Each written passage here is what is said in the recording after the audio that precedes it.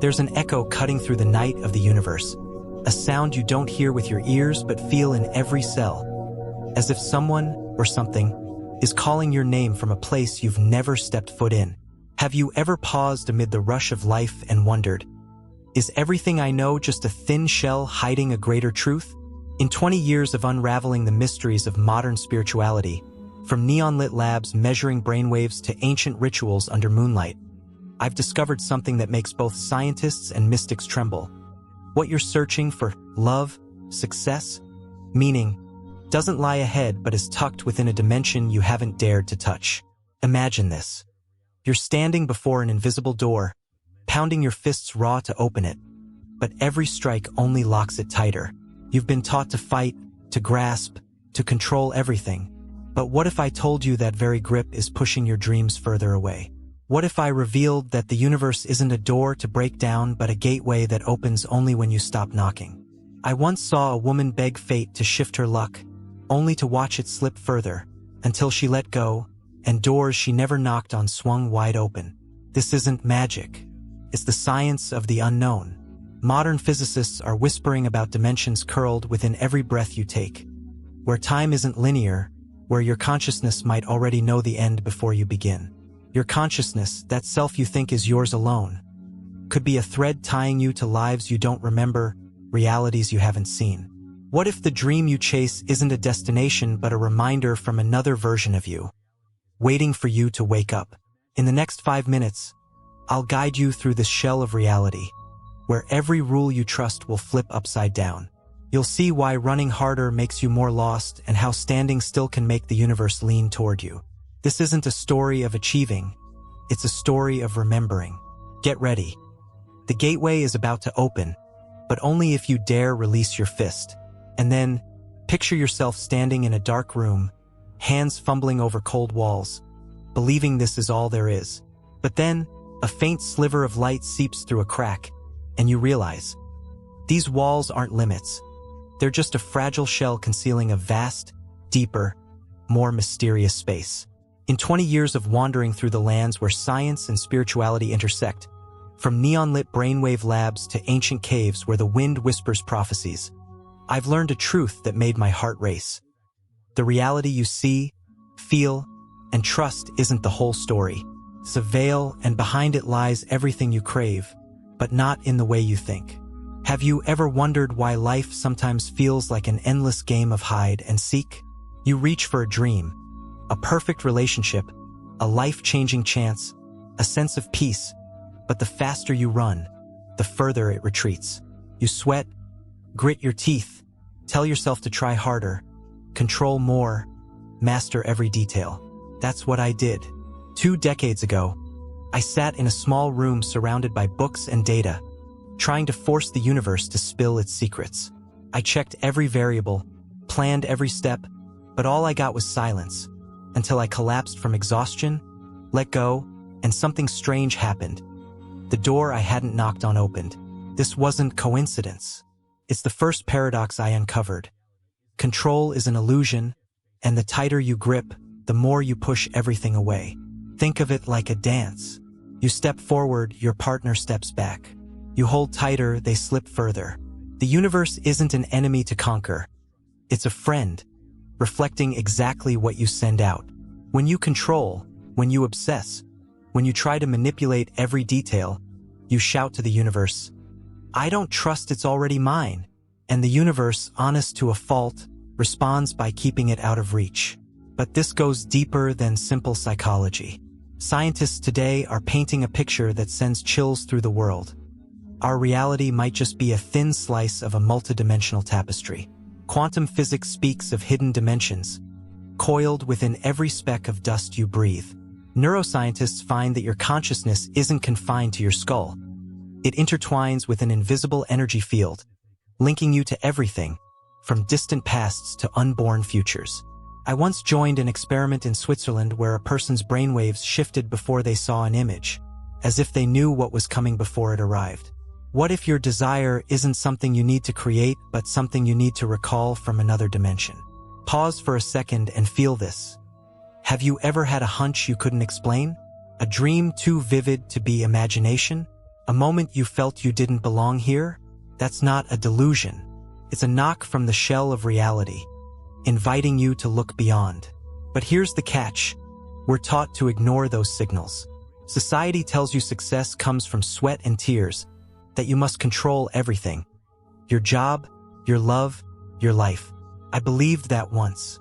I was a control addict, making lists, setting deadlines, staying up all night to ensure nothing slipped. The result? I built taller walls around myself and my dream. A life of freedom, creativity, fullness, became a ghost I could never touch. Then one day, in a moment of desperation, I let go of the wheel. I stopped planning, stopped forcing, stopped checking if the universe was following my script. And the miraculous happened. Pieces started falling into place. A stranger called with an opportunity one hadn't sought. An idea sparked in the silence, leading me to a path I hadn't seen. That wasn't magic, it was mechanics. When you let go, you stop broadcasting lack. You step into a different frequency, where things don't need to be pulled, they flow to you. But there's a trap here, one I call the trap of desperation. It's quiet, subtle, but it's the silent killer of every dream. Have you ever wanted something so badly it drove you mad? You think about it every minute, check your phone, plan every move to make it happen. I once met a man in Berlin, obsessed with finding the one. He wrote letters, searched, prayed, but the harder he tried, the lonelier he became. One day he gave up, not the dream but the desperation. He started living as if love was already there. And within 3 weeks, she appeared, not through a plan, but a chance meeting on the street. Desperation is an energy. It seeps into your thoughts, your actions, your breath, and it tells the universe, I'm not enough. Science backs this. When you're stressed, your brain floods with cortisol, your vision narrows, your intuition shuts off. You become a survival machine, not a creator. But when you relax, when you stop needing it right now, your brain shifts to theta waves, the state of creativity, of connection. That's where mystics call it the flow, and scientists call it the unified field. So why don't we realize this sooner? Because the shell of reality is thick, woven from beliefs we've inherited. That life is a battle, that your worth lies in what you achieve. But what if I told you you don't need to fight? That your desires, those things that make your heart hum, are already etched into the universe's energy field, waiting for you to align so they can take shape? Ask yourself, have you ever felt something bigger guiding you? A moment when everything clicked without you pushing? That's not luck. That's a sign. The shell is cracking, and behind it lies a truth I'll reveal next. From there, imagine you're holding an hourglass, sand trickling steadily from top to bottom, and you believe that's how time works. A straight line you can't change. But what if I told you that hourglass is a trick, an illusion your mind conjures to feel safe? In 20 years of digging into the intersections of science and mystery, from cold labs in Geneva to misty Himalayan temples, I faced a truth that turned my entire world upside down. The universe doesn't operate as you think. It's not a linear machine waiting for you to crank its gears. It's a living energy field where past, present, and future twist together like invisible threads. And you, yes you, are the weaver, not through effort but through who you are. You've been taught that success is the reward for sweat and tears. You believe that if you do enough, try enough, control enough, the universe will relent and hand you what you want. I thought that too. 2 decades ago, I sat in a room full of papers, mapping out every plan to master my life. A perfect career, a calm soul, a meaningful world. I measured everything, from my heartbeat to my daily steps, thinking if I could control the numbers, I'd control my fate. But then, one rainy night in Kyoto, standing under a shedding cherry tree, I realized, the harder I tried, the further I drifted from myself. The universe wasn't responding to my actions, it was responding to my frequency. And that frequency didn't come from doing more, but from trusting more. Here's the first principle I want you to grasp. Certainty creates success, not the other way around. You think that when you have money, love, or fame, you'll feel secure, confident enough. But that's the biggest illusion society has drilled into you. I once joined an experiment in California where scientists measured the brainwaves of deep meditators. The result? When they reached a state of certainty, an unshakable belief that all was well, their brains shifted to alpha and theta waves, unlocking doors to creativity, intuition, and flow. But when they doubted, when they worried, their brainwaves jumped to high beta, the state of stress, of survival. What if success isn't a finish line but a signal you send right now? Pause and ask yourself, have you ever felt a strange moment of certainty? A split second when you knew something would happen, despite no proof? I once had a dream at 25. A mountain path leading to a wooden house I'd never seen. 10 years later, I walked that path in real life, not because I sought it, but because I trusted it would appear. Science calls this predictive processing. Your brain sensing the future before it unfolds. But I believe it's more, your consciousness isn't bound to this time, this space. It's a thread weaving through hidden dimensions where every version of you, past, present, future, coexists. But what's even wilder is this. If the universe isn't linear, if time is just a thin shell we impose, then your desire isn't something you need to achieve. It's something you need to become. This is where I flip everything you've learned. You don't need to master reality. You need to master your identity. In the last piece, I talked about the shell of reality, those limiting beliefs holding you back. But identity, how you see yourself, is the real key. You want wealth, but deep down, you still see yourself as lacking. You want love, but you act like someone unworthy? I once met a woman in London who dreamed of being an artist but lived each day like an office worker afraid to fail. She painted, but never showed her work. She dreamed, but never believed. The result? The universe kept her right where she chose to be. Not with her words, but with her frequency. Think of identity as a filter. It decides what's allowed into your life, what gets blocked. Modern spiritual science shows this. The energy field around you, what physicists call the zero-point field, responds to how you define yourself. In an experiment in Tokyo, I watched them measure a person's electromagnetic field shift as they changed their self-thoughts. When they said, "I'm a failure," the field shrank. When they said, "I'm enough," it expanded. What if you're not a victim of circumstance but the creator of it, not through actions but through how you stand in yourself? But here's the most mystical part I've uncovered. Your identity might not just belong to this lifetime. In deep meditations in India, I started seeing flashes. A river I'd never visited. A language I'd never learned. Later, I read about Dr. Ian Stevenson's research, documenting thousands of children recalling past lives with eerie accuracy. What if you're carrying fragments of memory from another version of yourself? What if your desires, those things that make your heart pound, are echoes from a life you've lived, a future you've touched? I know this sounds like science fiction, but consider this. Have you ever felt a nameless sadness, a longing with no reason? It might be a trace from another dimension where you've already been who you want to become. And here's the biggest flip. You don't need to chase your dream. You need to stand still and remember. In 20 years, I've seen people change their lives not by doing more, but by becoming more. A man in Brazil, once an alcoholic, decided to live as a sober person, not waiting, not struggling. He shifted his posture, his voice, his outlook. Within 6 months, he wasn't just sober. He became an inspiration to thousands. The universe didn't wait for him to do something. It responded when he was it. So why don't we do this more often? Because of doubt. Doubt is the killer of certainty. When you worry, will it happen? You trigger your sympathetic nervous system. Your body tenses, your breath shortens, your vision narrows. You become prey, not a hunter. But when you trust, when you know without evidence, your body shifts to theta waves, where intuition guides, where you see paths no one else does. I once stood at a crossroads, unsure which way to go. I closed my eyes, breathed deep and said, "I trust the right path will show." 5 minutes later, a stranger pointed me the way, and it was the biggest turning point in my career. Ask yourself, which version of you are you living as right now? The one chasing, or the one who's arrived? You don't need to wait for success to feel certain. You need certainty for success to find you. And if your consciousness transcends time, if you've already been everything you want in another dimension, then the question isn't how do I get there? It's what have I forgotten?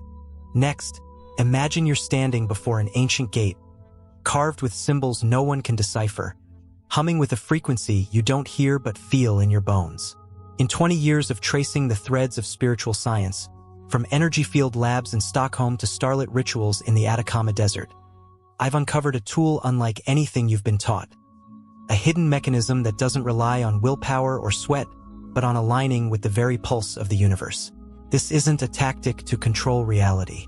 It's the key to unlocking it, and it starts by releasing what you're gripping so tight. Have you ever felt your life like a taut rope? Each day a struggle to keep it from snapping? I've been there. 2 decades ago, I stood before a whiteboard covered in plans, trying to force my life into the shape I'd drawn. A brilliant career, a peaceful soul, a meaningful world. I controlled every detail, from when I woke to every word I spoke, believing if I did enough, the universe would bow. But then, in a quiet moment amid the storm, I heard a whisper from deep within, "Stop pushing, let it flow." And when I did, everything changed, not by force but by a magnetic pull I couldn't explain. Here's the secret I want to share. The universe doesn't need you to push it. It needs you to tune into it. In the last piece, I said certainty creates success, that your identity is the filter shaping reality. But how do you step into that state when you're used to controlling, fighting, chasing? The answer lies in a magnetic shift framework, a tool I've honed through thousands of hours of study, blending modern science with ancient rituals. It's not about doing less, it's about resisting less. It's not about abandoning your dream, it's about opening the door so it can find you. Get ready, because these are the 4 steps that will change how you interact with reality forever. Start by looking at yourself. Where do you feel the most strain? A relationship you're clutching? A goal you're constantly checking? A fear you can't release? I once met a man in Lisbon, obsessed with making money to prove his worth. He worked 16-hour days, controlled every penny, but the harder he tried, the more exhausted he became, and his account stayed empty. I told him, "Pause for a minute. Feel this. Where are you pushing too hard?" He went quiet, then admitted, "I'm scared if I don't control it, I'll lose everything." That's resistance, the silent roar in your energy field. Science shows when you're stressed, your body pumps adrenaline, clouding intuition and locking you in a survival loop. But in ancient Mayan rituals, they taught that resistance isn't just mental. It's an energy wall you build between yourself and the universe's flow. Try it now. Close your eyes, breathe deep, and ask, what am I forcing? Feel the tightness in your chest, the clutter in your mind. That's it. That's where you're blocking yourself. Don't judge it. Just see it. Because when you see, you can release. Now imagine you're holding a gem in your hand, your dream. You squeeze it, afraid to lose it, but the tighter you grip, the more it slips. This is the hardest but most powerful step.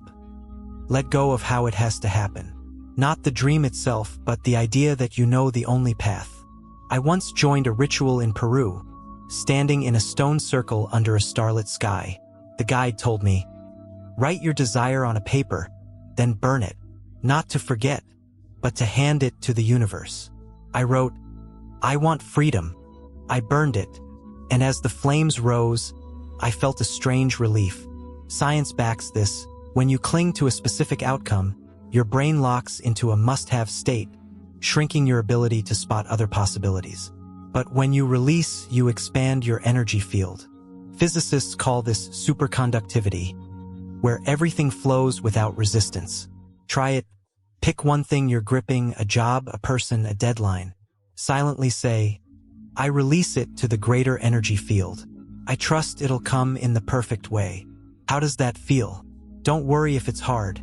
That's a sign you're cracking the old shell. Here's where the magic begins. If the universe isn't linear, if your consciousness spans dimensions like I've said, then what you want isn't in a distant future, it already exists. You just need to tune into it. I once meditated in a cave in Tibet, where the air was thick with energy. I closed my eyes, imagined I already had what I craved. Not a vague picture, but a vivid feeling. Light breath, confidence in every step, joy in every glance. When I opened my eyes, I didn't just imagine. It felt real. Do this, pick a desire. Don't just think about it. Feel it. If you want love, feel the warmth in your heart as if it's already there. If you want success, walk like someone who's achieved it.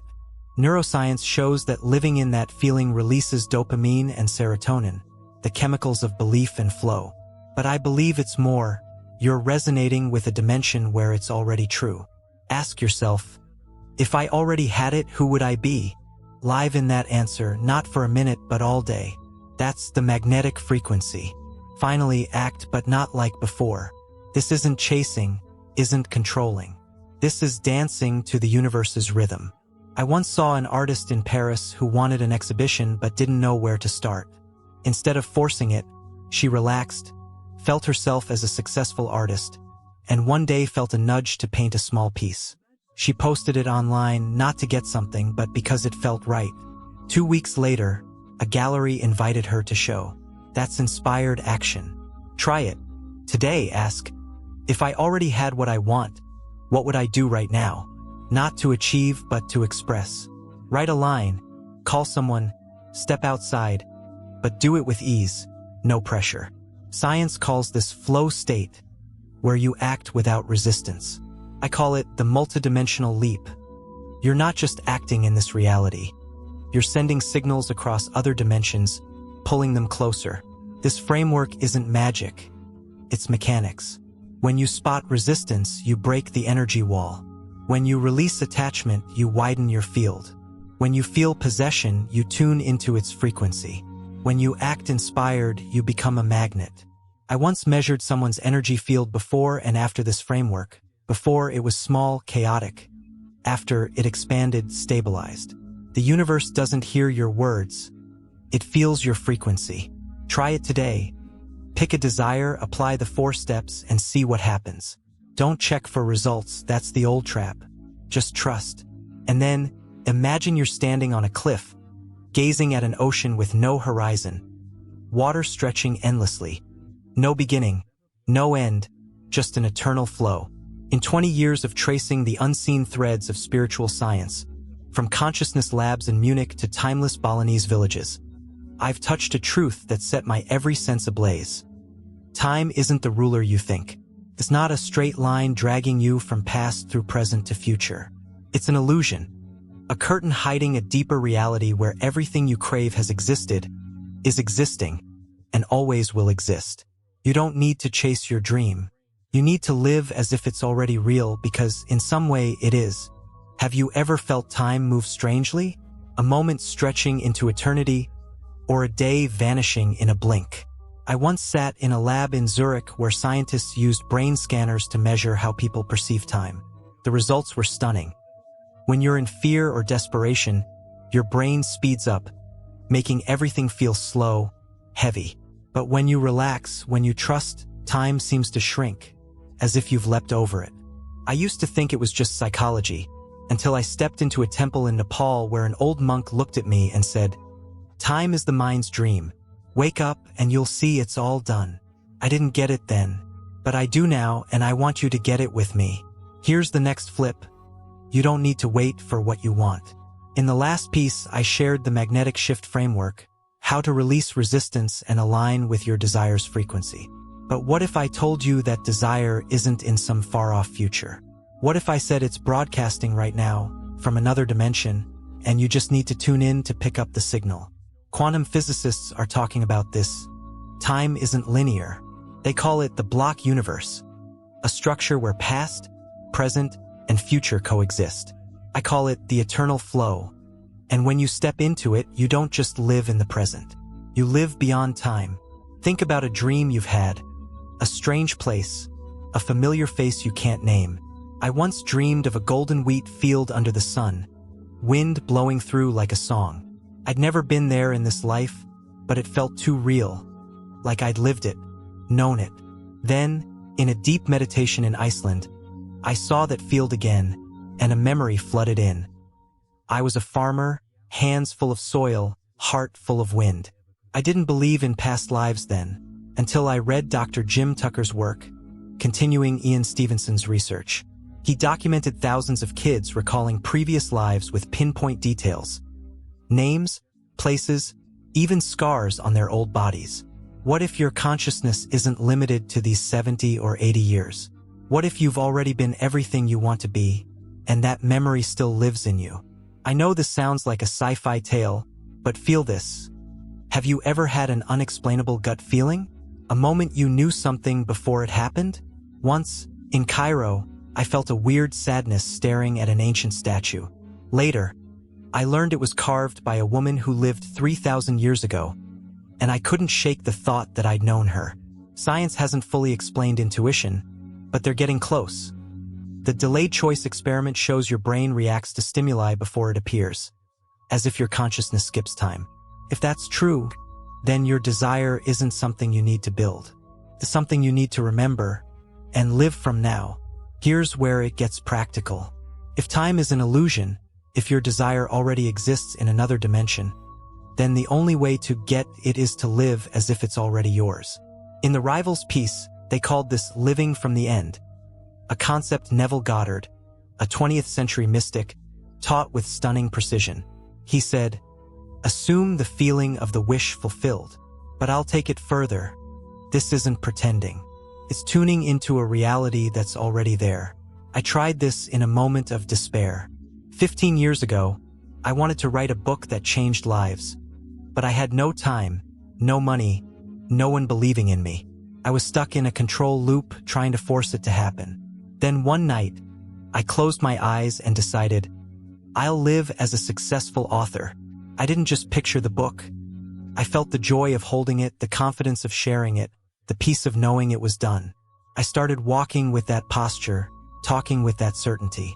2 months later, a publisher called me, not because I chased them, but because they found a small piece I'd written in that done state. That wasn't random. It was frequency. Science supports this. When you live in the already having state, your brain builds new neural pathways, wiring that belief into reality. But I believe it's deeper. You're sending signals through the universe's energy field, linking to a version of you who's lived that dream. In an experiment in Japan, I saw a person's electromagnetic field expand as they imagined achieving their goal, as if they were resonating with another dimension. What if you don't need to wait? What if you just need to step in? Do this now. Pick a desire, something that makes your heart race. Don't think of it as a goal in the future. Close your eyes and ask, if I already had it, how would I feel? Don't just picture it. Live in that feeling.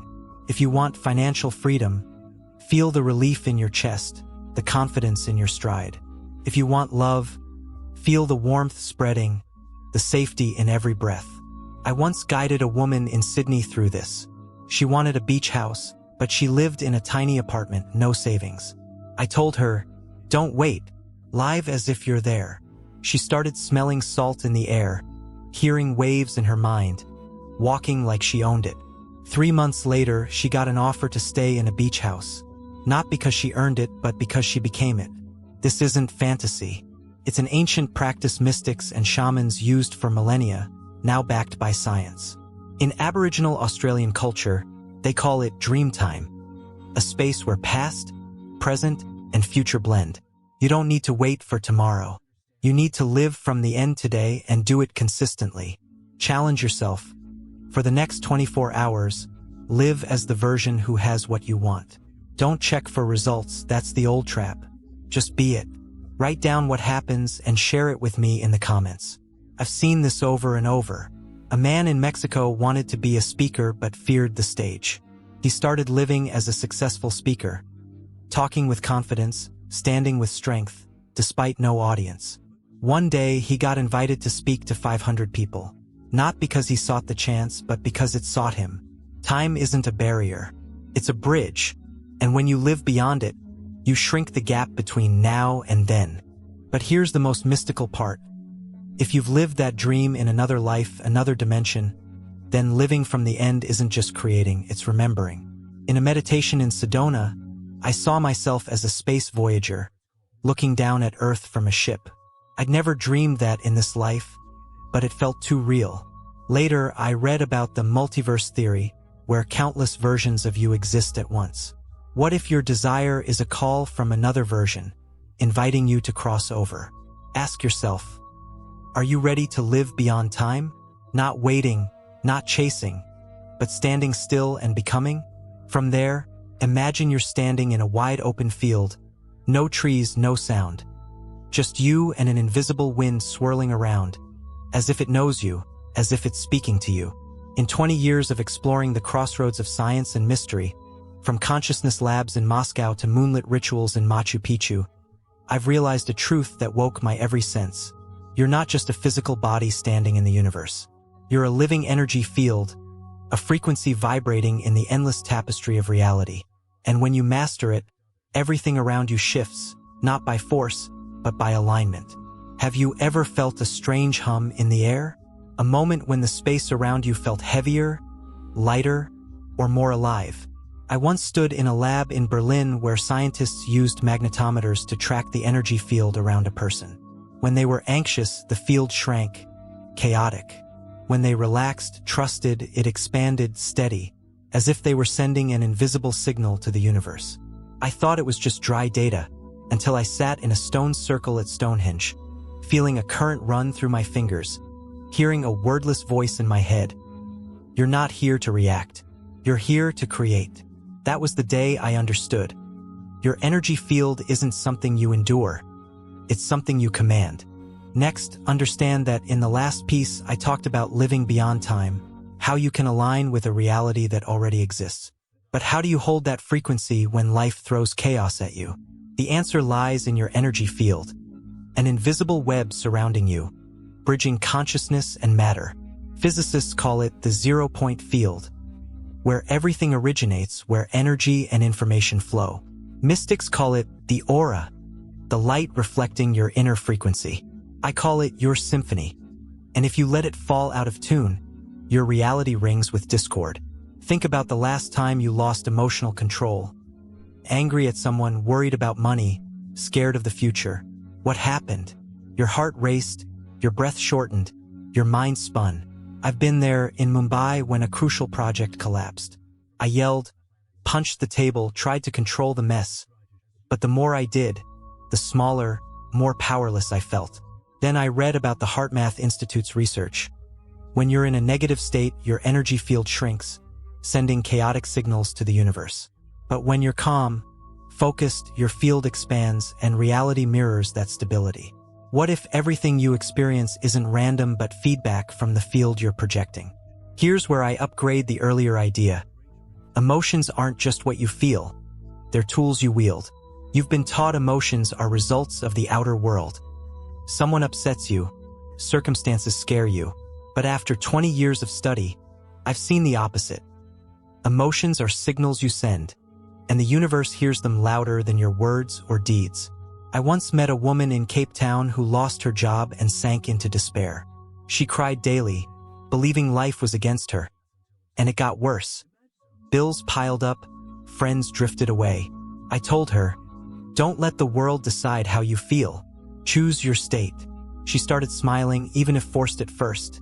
And within a month, she landed a new job, not because she searched, but because she shifted her signal. Science proves this. When you're in a positive state, joy, trust, peace, your heart creates a rhythm called heart-brain coherence. Your energy field becomes coherent, sending harmonious waves to the universe. But when you react with fear or anger, your heartbeat turns chaotic, your field contracts, and you push everything away. I once measured my own field during a meditation in Sedona. When I was angry, it shrank to 2 meters. When I relaxed, it stretched to 10. What if emotions aren't enemies to suppress but tools to master? But here's the more mystical layer. When you master your field, you don't just shift emotions. You unlock transcendent intuition. I once sat in a Kyoto temple, amid ringing bells, and felt a deep knowing. I needed to leave that city. No reason, no proof, but I listened. 2 days later, a small earthquake hit exactly where I'd been. Science hasn't fully cracked intuition, but they're close. Studies on precognition show your body reacts to events before they happen, as if your field is an antenna, picking up signals from the future. I believe it's deeper. Your energy field ties you to a larger web, a cosmic field where all consciousness intersects. In a ritual in Egypt, I stood before the Giza pyramid, closed my eyes, and felt a current surge through, like I was talking to those who built it thousands of years ago. Later, I read about Rupert Sheldrake's morphic field theory. Consciousness isn't just yours. It's a shared reservoir, linking all times, all spaces. What if mastering your field doesn't just tune the present, but touches the past and future? Get ready, because I'll walk you through a process to master your field right now. This isn't theory. This is how I've changed my life and hundreds of others I've guided. Sit still, take 3 deep breaths. Ask, what am I feeling right now? Don't judge, just name it. I did this in Barcelona after a long day of arguing. I realized, I'm angry. When you see it, you detach from it. That's the first step to mastery. Choose the state you want. Peace, confidence, joy. Don't wait for the world to permit it. I once guided a man in New York, terrified of failing in business. I told him, feel success now. He closed his eyes, smiled, and said, I feel light. A week later, he signed his biggest deal. Place your hand on your heart. Breathe in for 4 counts, out for 8. Imagine a light radiating from your chest, expanding through the room, the world. I did this in the Sahara, amid scorching sand, and felt my field touch the stars. Science calls this coherence technique. It syncs your heart rhythm, widens your field. In that stillness, ask, what do I need to know right now? Don't force an answer, let it come. I did this in Florence, and an idea flashed. Write that book. 3 months later, it was on shelves, not because I forced it, but because I listened. Try it today. Spend 10 minutes on these 4 steps. Write down how you feel and what happens after. I once saw a woman in Mumbai do this. She chose peace amid a divorce. 2 days later, her ex apologized, not because she demanded it, but because she shifted her field. I've witnessed this everywhere. A man in Buenos Aires, living in fear over debt, started mastering his field, choosing trust over panic. A week later, he got an unexpected loan. A girl in Seoul, anxious about love, chose being loved, and met someone special in a random cafe. This isn't magic. It's mechanics. When your field stabilizes, it sends a clear signal, I'm ready, and the universe responds. But here's the most mystical part. When you master your field, you don't just change the present, you intersect with other dimensions.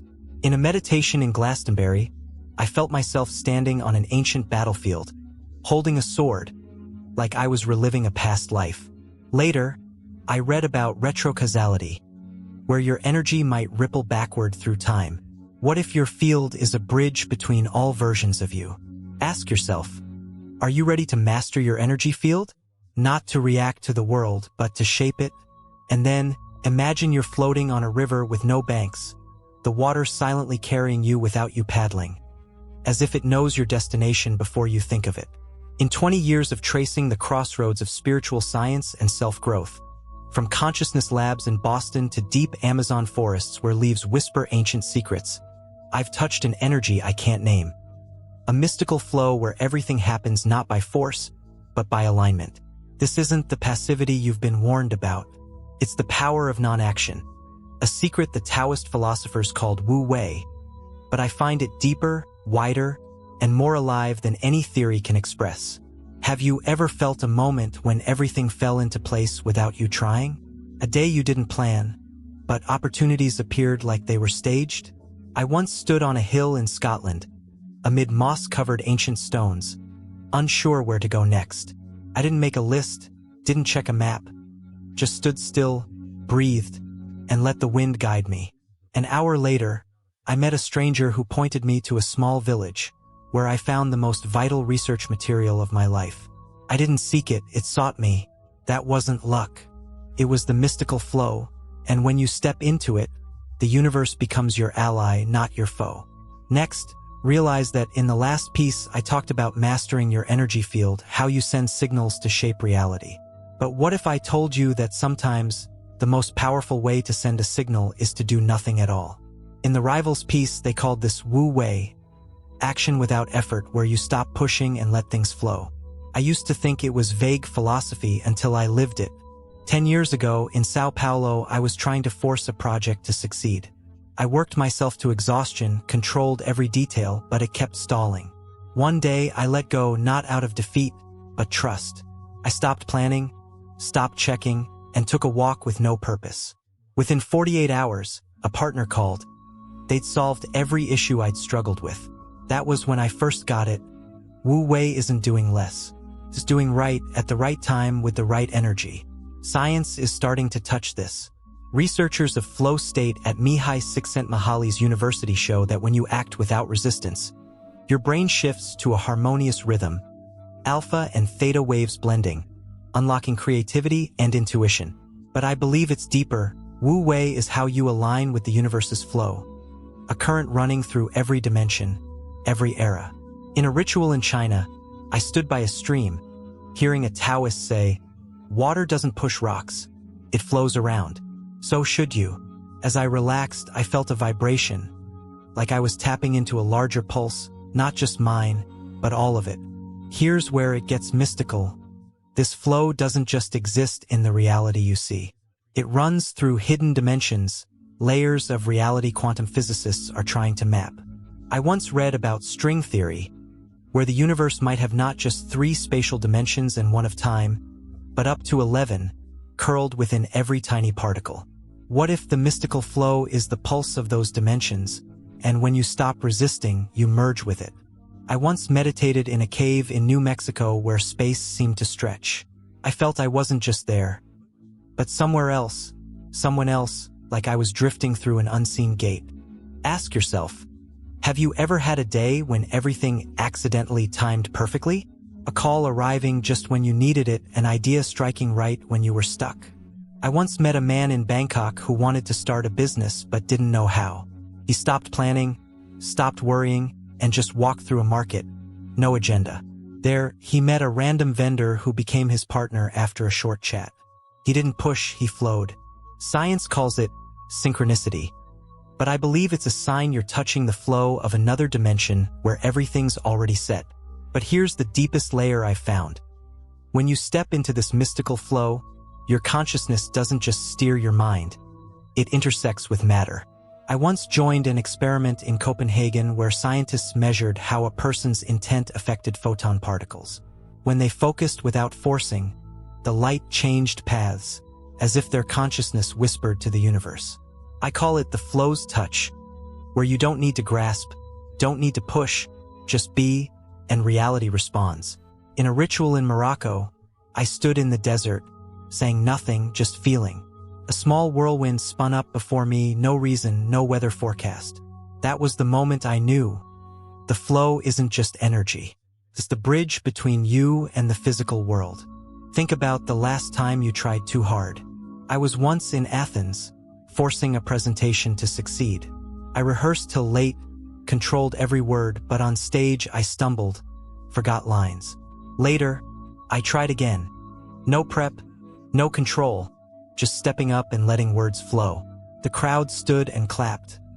Not because I tried harder, but because I let go. What if you don't need to master everything? What if you just need to drift with the current?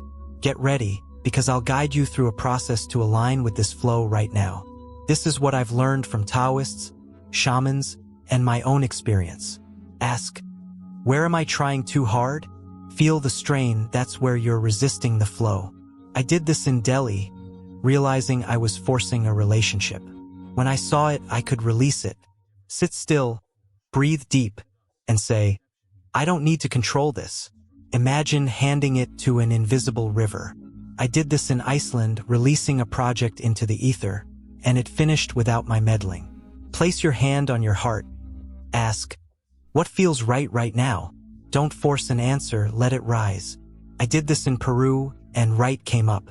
I wrote, and it sparked my first book. Do the first thing you feel, not for an outcome, just because it's right. I once walked aimlessly in Rome and met someone who shifted my career, not because I sought them, but because I flowed. Try it today.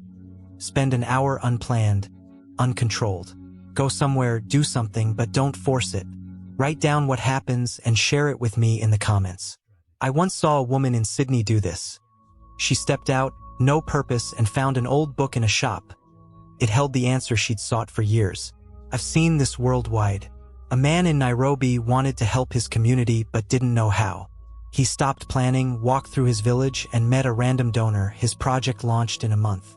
A girl in Vancouver wanted passion, let go for a day, and stumbled into a painting class where she found her talent. This isn't magic. It's the mystical flow. When you stop pushing, you open the door to synchronicity, to hidden dimensions sending signals back. But here's the most mystical part. This flow might be the universe's natural pulse. In a meditation in Bhutan, I felt myself drift through a gate and saw myself as a rower on an ancient river thousands of years ago. Later, I read about Ervin Laszlo's information field theory. Everything you do, think, feel is stored in a cosmic reservoir. What if stepping into the flow doesn't just live in the present, but links you to every era? Ask yourself, are you ready to drift with the mystical flow? Not to do less, but to do truer? From there, imagine you're standing in a room with no doors, walls towering high, dim light leaking from a tiny slit above. But when you touch the wall, it vibrates, as if it's not really there. In 20 years of tracing the trails where spiritual science meets self-growth, from consciousness labs in Vienna to Mongolia's windswept plains where the breeze tells unheard stories, I've faced a chilling truth. Your greatest limit isn't the outside world. It's an invisible cage you've built, and when you break it, the universe doesn't just open, it bows to you. Have you ever felt trapped in an endless loop? A day you wake up, do the same things, think the same thoughts, and wonder why your dream stays out of reach. I've been there. 2 decades ago, I sat in a small room in Prague, staring out a rain-streaked window, feeling my life like a sealed box. Everything I wanted, freedom, creativity, meaning, seemed beyond my grasp. I blamed circumstance. Not enough money, time, chances. But then, in a quiet moment, I heard a whisper from within. The cage isn't real. Only you're holding it. That was the day I started breaking it, and I want you to do the same. Here's the truth I found. Your limits aren't physical walls. They're beliefs you carry, stories you tell yourself about what you can or can't do. In the last piece, I talked about the mystical flow, how you align with the universe's pulse by releasing resistance. But to truly live in that flow, you must shatter the cage holding you back. The cage of doubt, control, not enough. Science calls these limiting beliefs, neural patterns reinforced over time, locking you in a smaller version of yourself. I call it the self-imposed shell. And when you smash it, you don't just change your mind, you change reality. Think about the last time you gave up on something before starting. I once met a man in Dublin who dreamed of opening a restaurant but never tried, because he believed he wasn't good enough. He lived in that cage for 10 years, working a job he hated, until I asked, "What if you're wrong?" He went quiet, then started cooking, not to succeed but to see. 6 months later, he opened a small place, not because he got better, but because he stopped believing the old limit. What if your cage isn't truth, just a habit you haven't broken? Science backs this. When you challenge a limiting belief, your brain undergoes neuroplasticity. It forges new pathways, opening new roads. But I believe it's deeper. When you break the cage, you send a signal through the universe's energy field, announcing you're ready for a bigger reality. In an experiment in Paris, I saw a person's electromagnetic field expand as they shifted from "I can't" to "I can," like the universe was listening. I once stood in a Romanian field, shouting, "I'm not limited," and in that moment, I felt a surge, like the space around me agreed. Here's where it gets practical. To break the cage, you need a tool, a ritual I've refined over 20 years, blending modern science with ancient wisdom. I call it the 7-day gateway, a process that doesn't just unlock your potential but carries you across the threshold to a new you. It's not about doing more. It's about becoming more, day by day, until the cage dissolves and you stand free. Day 1, you identify your cage. Sit still, ask, what belief is holding me back? I did this in Cairo, realizing I believed, I must work hard to succeed. Write it down, no judgment, just observe. Science shows naming a belief detaches it from your identity. That's the first crack. Day 2, you replace it with a new truth. Pick an opposite affirmation, but don't just say it. Feel it. I swapped, I must work hard for I attract success easily, and imagined it like a light in my chest. Research on neurolinguistic programming shows attaching emotion to words makes your brain believe, but I think you're also signaling across dimensions. Day 3, you live that truth. Act as if it's already true, not to prove, but to embody. I walked with confidence, spoke with ease, despite no evidence.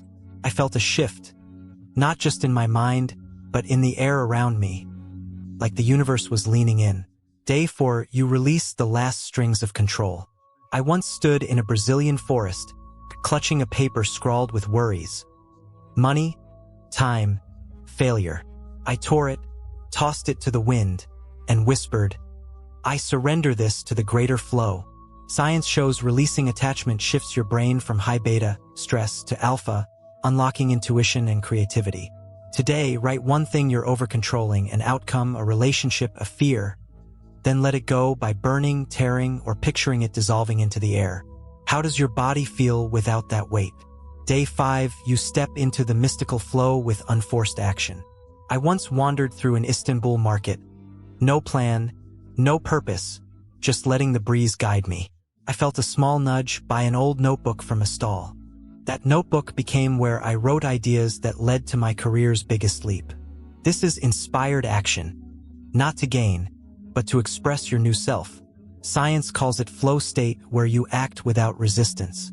Today, ask, if I were my highest self, what would I do now? Then do it, no pressure, just because it feels right. Day 6, you master your energy field with consistency. I once sat in a small room in Stockholm, rain tapping the window, practicing heart-brain coherence. Breathing in 4 counts, out 8, hand on my heart. I imagined my field expanding, touching everything I craved. Freedom, creativity, connection. I felt a strange certainty, like I wasn't just imagining, but living that reality. Science shows this breathing syncs your heart, widening your electromagnetic field. Today, spend 10 minutes practicing. Breathe, imagine your field glowing. Then ask, what do I need to know now? And listen from the stillness. Day 7, you stand before the open gateway and claim your truth. I once stood on a Tuscan hill under a blazing sunset and said aloud, I am the creator of my reality. I've crossed over. No doubt, no hesitation, just absolute certainty. Science shows affirming with strong emotion strengthens new neural connections, making that belief part of you. Today, stand before a mirror, look into your eyes, say, I am your chosen identity. Repeat 3 times, feeling each word ring in your bones. Then step out and live as that person, no checking, no waiting, just being. This 7-day journey isn't a random test. It's a ritual I've seen transform lives. A man in Santiago escaped debt. Day 1, he wrote, I'm financially free. Day 4, he released poverty fears.